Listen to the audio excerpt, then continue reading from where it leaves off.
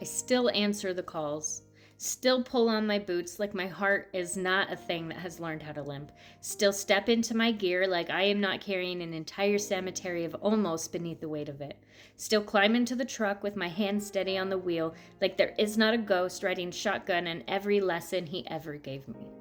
The world asks for someone who can move without falling apart, and somehow, every time I go, I make my response. I do what I'm supposed to do. The radio speaks, the bay doors open, the world starts burning somewhere, and I go.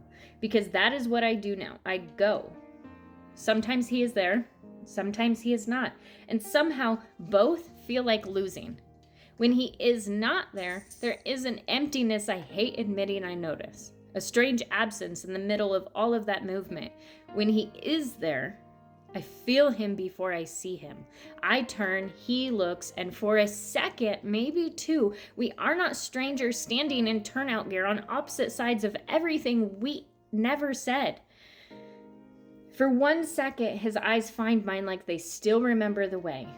Like there is a whole language there. Neither of us is brave enough to speak anymore, and he watches me. He still watches me. That is the part I do not know what to do with anymore. Still looking at me like he remembers what we used to be, but has no idea what to do with the memory. And I look back just long enough to prove to myself that I can survive it. Then I turn away, because his watching feels too much like caring and not enough like choosing. It feels like standing outside a house he once had the key to, looking through the window but never knocking. So I do what I have learned to do. I look away first. I pick up my gear. I do my job. I become busy with anything that does not have his name on it. I ignore him with the kind of discipline people mistake for strength. I pretend he is not standing there. I pretend I do not feel the weight of his eyes following me across the scene. I pretend I do not feel the old ache rise up like a hand at my throat when I walk past him and say nothing. I pretend there is a version of me still waiting for him to say, "Did you see that?" Or for me to say, "Did I do okay?" Or him to say, "Would you have been proud of me?" Because sometimes when I'm driving the truck, when the engine growls beneath me and the road opens up like something I am finally brave enough to take control of, I think of him. I hate that I do. I hate that pride still has his face sometimes. I think you taught me this. You taught me where to place my hands, how to trust the weight, how to turn wide, how to breathe through the size of it, and some wounded, foolish, still loving part of me wonders if he would smile seeing me handle it now. If he would be proud, if he would say, "Look at you." If he would climb in beside me like before, not because I needed saving, but because once upon a time, he wanted to be part of the story. And that is the part that exhausts me. Not the calls, not the fire, not the sirens, not the long nights or the hard scenes or the things we carry back with us that no one else knows how to ask about. It is this. It is showing up to the same world where he once mattered and learning how to stand in it without reaching for him. For so long, I think a part of me was answering the tones with his name tucked somewhere under my ribs, like maybe if I became good enough, strong enough, steady enough, he would see me and it would make everything between us so much easier. Like maybe every call was another quiet way of saying, "I'm still here. Are you proud of me yet?" But sometimes the engine growls beneath me and the road opens in front of me, and suddenly I am back there in every lesson where his voice was close and his presence felt safe, and I was becoming something with him beside me. And I wonder if he would see me now, really see me, not just watch, see. Would he be proud that I can do it without him? Would that hurt him? Would it make him smile? Would some part of him think, "That's my girl"? Then I remember I'm not his girl anymore. Was I ever? That question still knows how to ruin me, but now I know better. Now I know I'm not showing up for him, I am showing up for me, and God, that should be freedom. There is freedom in that.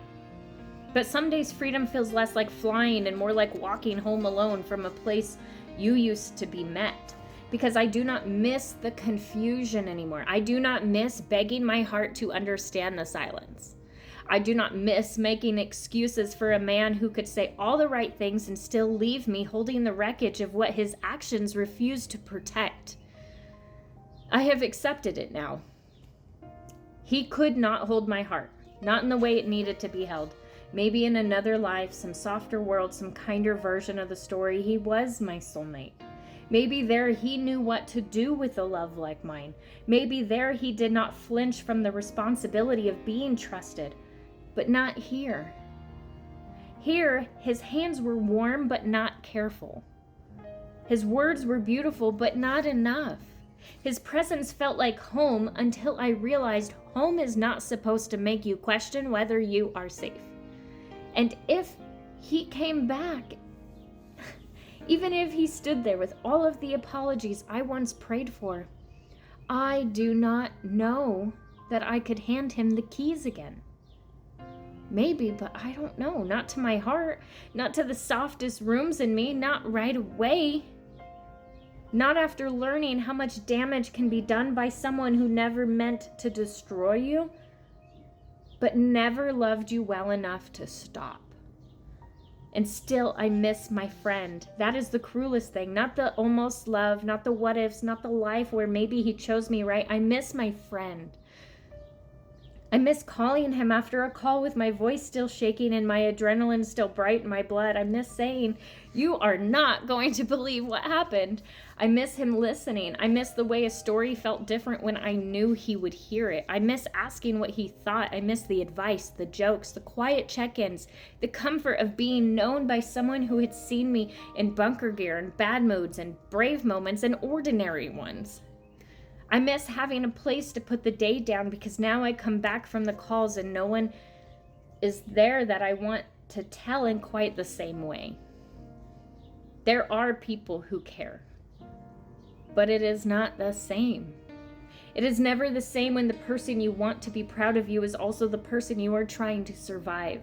So I keep going, I keep answering, I keep driving the truck he taught me to drive. I keep stepping onto scenes where he may or may not be. I keep meeting his eyes and looking away first, not because I feel nothing, but because I feel too much and I refuse to let it own me. I keep doing the work. I keep becoming someone I wished he could have loved properly. Someone steady, someone capable, someone brave enough to stop performing for a man who could not stay where it mattered. And maybe that is the saddest kind of strength.